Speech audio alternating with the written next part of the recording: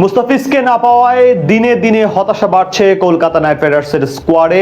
সেই সাথে আক্ষেপ বাড়ছে দলটির ভক্ত সমর্থকদের। বোলারদের একের পর এক ব্যর্থতায় কাটার মাস্টারের অভাবটা হাড়ে হাড়ে টের পাচ্ছে শাহরুখ খানের দল। আর তাই তো বাংলার এই সুপারস্টারকে দলে না পাওয়ায় সোশ্যাল মিডিয়ায় আফসোসের বুলি ছড়াচ্ছেন কলকাতাবাসী।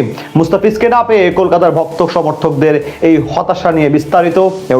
রোহিত কোহলিদের দেশে আইপিএল এক উৎসবের মঞ্চ হলেও কলকাতা নাইট রাইডার্সের ভক্ত সমর্থকদের কাছে এটা রীতিমতো এক বিষাদে পরিণত হয়েছে। অনেক আশা নিয়ে নিলামের মঞ্চে কোটি কোটি টাকা খরচ করেছেন কলকাতার মালিক শাহরুখ খান, কিন্তু সেই খরচ অনুযায়ী সার্ভিসটা আর পাচ্ছেন না কলকাতা।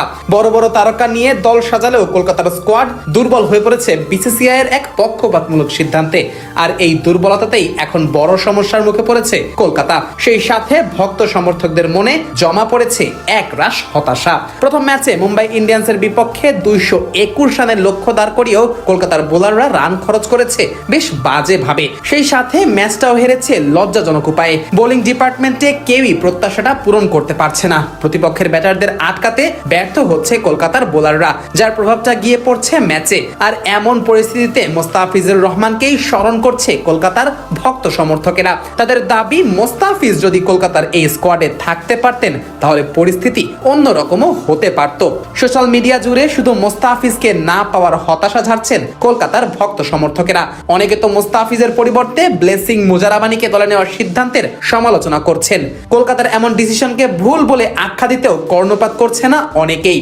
বর্তমান সময়ে শর্টার ফরম্যাটের ক্রিকেটে মোস্তাফিজুর রহমানের জুড়ি নেই। তার কাটার স্লোয়ারের সামনে ব্যাটারদের কিছুই করার থাকে না। ক্রিকেট বিশ্লেষকদের মতে মোস্তাফিজ বাঁহাতি মুত্তিয়া মুরলীধরন। কবজির মোচড়ে মোস্তাফিজ ব্যাটারদের সাথে ছেলে খেলা করেন প্রতিনিয়তই। ব্যাটাররা তো বুঝতেই পারে না তার কোন বলের গতি কেমন হবে আর কোন বল কোন দিকে ঘুরবে।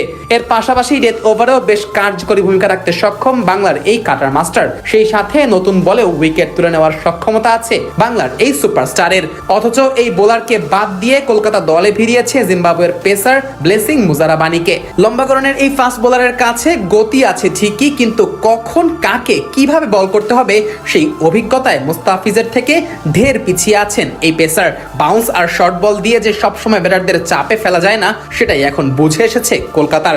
আর এ কারণেই তো কলকাতা টিম ম্যানেজমেন্টের সিদ্ধান্তে অনেকটাই হতাশ দলটির সমর্থকেরা। তার উপর আবার যুক্ত হয়েছে মাথিসা পাথিরানার স্কোয়াডে যোগ না দেওয়া। লঙ্কান এই পেসার ইনজুরির কারণে দলে যুক্ত হতে পারেননি এখনো। সেই সাথে হর্ষিত রানা, আকাশদীপ সিংরা আসর শুরুর আগেই ছিটকে গেছেন। ক্যামেরন গ্রিনকে দিয়ে বল করাতে পারছে না কলকাতা। সব মিলিয়ে একেবারে হযবরল এক অবস্থা লেগে আছে কলকাতা শিবিরে। নিজেদের প্রিয় দলের বোলিং ইউনিটের এমন অবস্থা দেখে তাই হতাশায় দিন পার করতে হচ্ছে কলকাতার ভক্ত সমর্থকদের। সাথে আফসোসটাও বেড়েই চলেছে ক্রমশ।